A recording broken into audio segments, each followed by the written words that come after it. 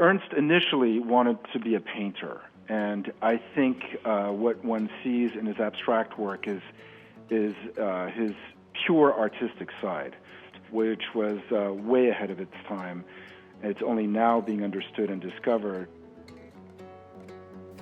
Hi there. My initial response to Ernst Haas and his photographs was a little blurry. There was no doubt in my mind that he was taking photographs that were extraordinary, but I struggled to find a consistent theme or message in his photography. So I questioned, I suppose, his gravitas. He was a serial innovator and propelled color photography into a whole new creative realm before the likes of people like William Eggleston and Stephen Shaw.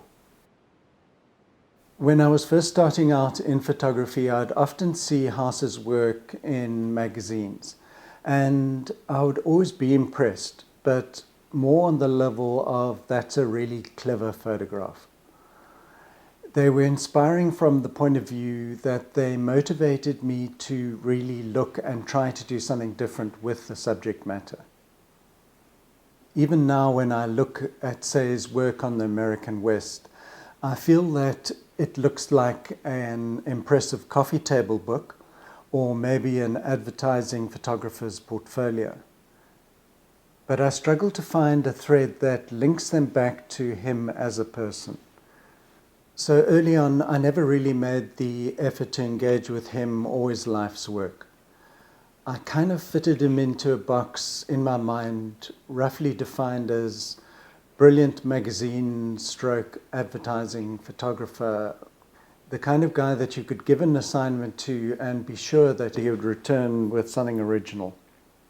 But now taking a look at his early black and white photographs, even if he didn't venture into color photography, he would still definitely have been a player within the magazine world.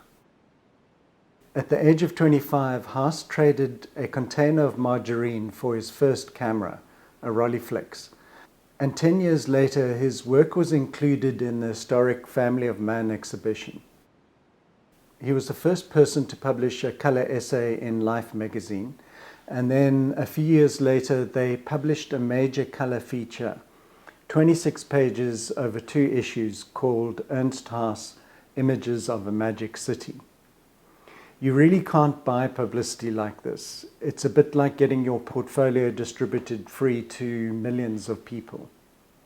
It pretty much assured him a place as a full member of Magnum. Edward Steichen was obviously impressed with how Haas had transformed color photography into an expressive medium.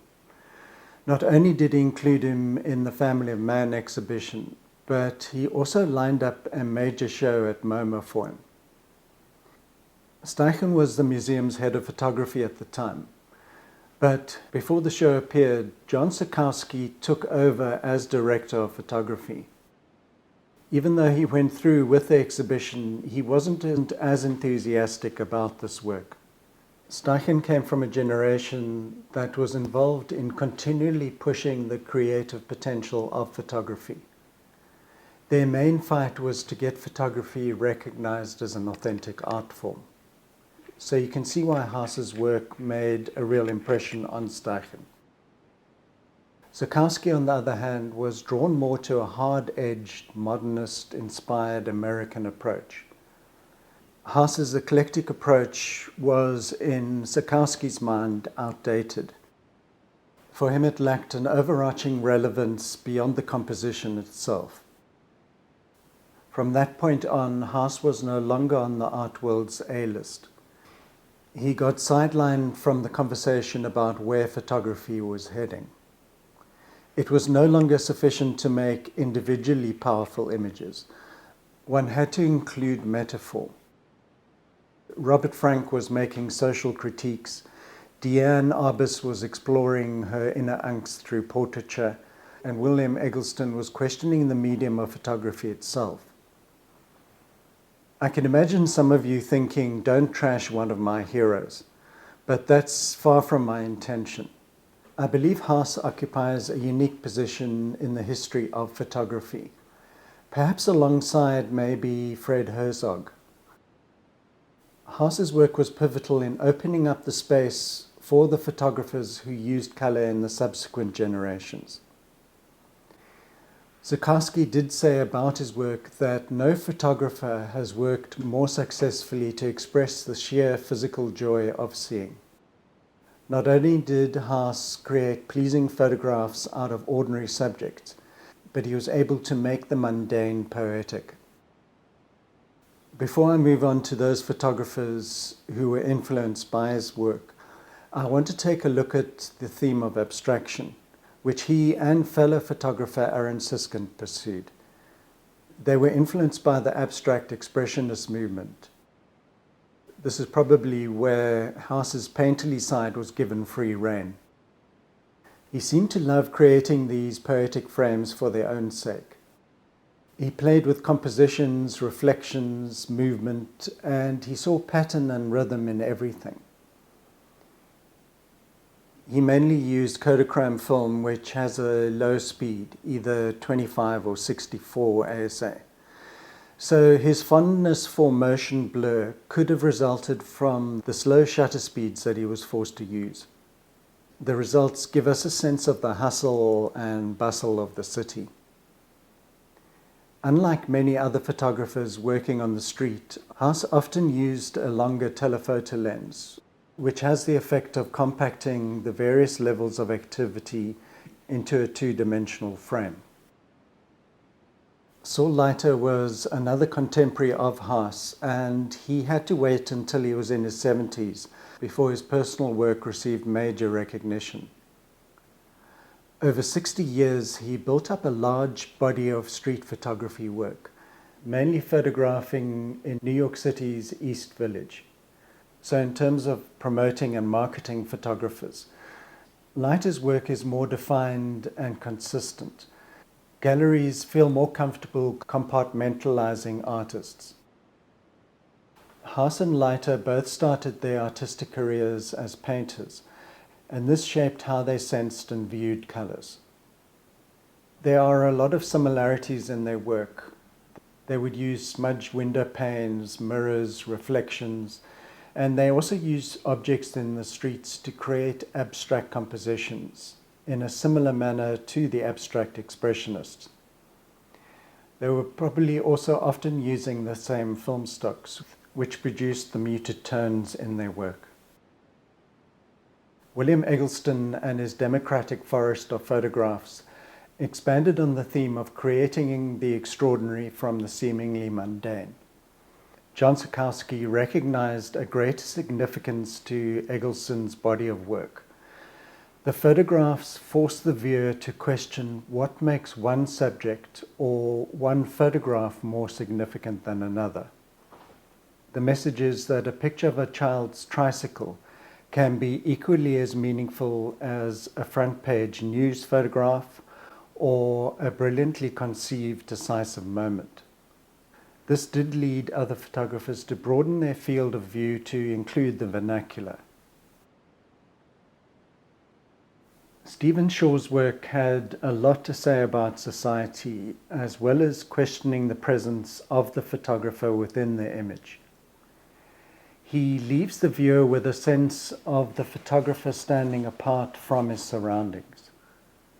The work emphasizes the isolation that arises within a society that has developed its landscape to support our modern lifestyle.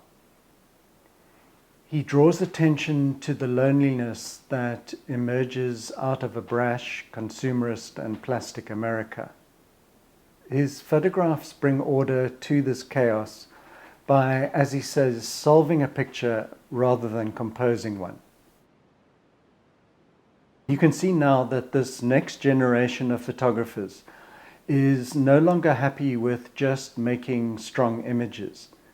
They wanted to deeply engage with a theme and then use the photography to articulate their feelings. There are many others like Joel Meyerowitz and Helen Levitt whose work has been inspired on a primary or secondary level by Haas.